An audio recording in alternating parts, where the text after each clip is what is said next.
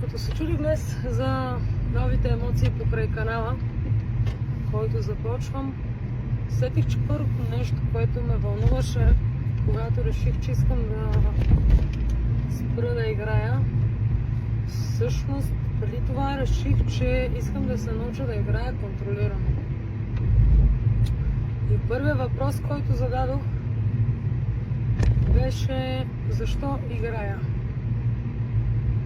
И не разбирах защо играя и всъщност това беше много важно за мен да разбера защо играя и как да се науча да играя контролирано, така че когато постигна дадената цел или пък загубя определената сума, да мога да стана, а не да продължа и съответно да загубя всичко, да отида да изтегля, да заложа и така нататък.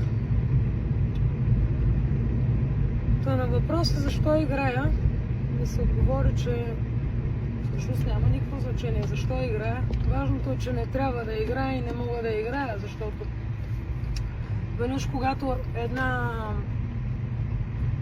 бариера е прескочена, когато тази линия е прекрачена на контрола, именно липсата на контрол в зависимостта, ти вече губиш възможността да го правиш контролирано, без значение това дали е азарт, дали е друг вид употреба, включително и на алкохола.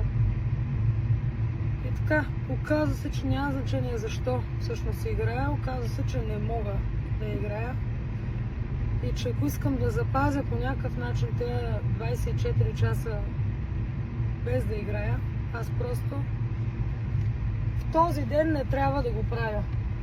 И това е което научих и се оказа доста достатъчно.